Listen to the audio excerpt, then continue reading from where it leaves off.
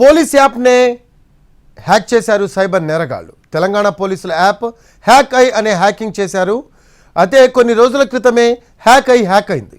తాజాగా మరోసారి hack ఐను hack చేశారు నిందితులు. ఈ యాప్లో తెలంగాణ కాప్ డిపార్ట్మెంట్కు చెందిన వివరాలను అప్డేట్ చేస్తూ ఉంటారు పోలీసులు. అయితే పోలీసులు వినియోగించే యాప్లో డేటాను హ్యాక్ చేసి ఆన్లైన్లో అమ్మకానికి పెట్టడంతో కలకలం రేగింది.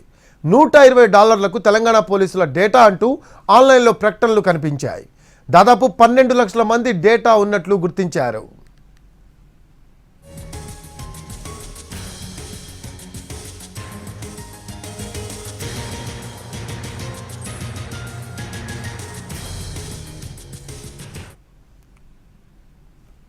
పోలీస్ యాప్నే హ్యాక్ చేశారు సైబర్ నేరగాళ్లు.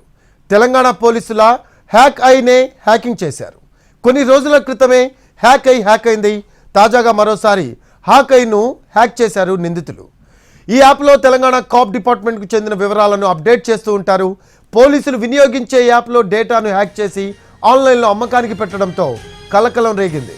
$120లకు తెలంగాణ పోలీసుల డేటా అంటూ ఆన్లైన్లో ప్రకటనలు కనిపించాయి.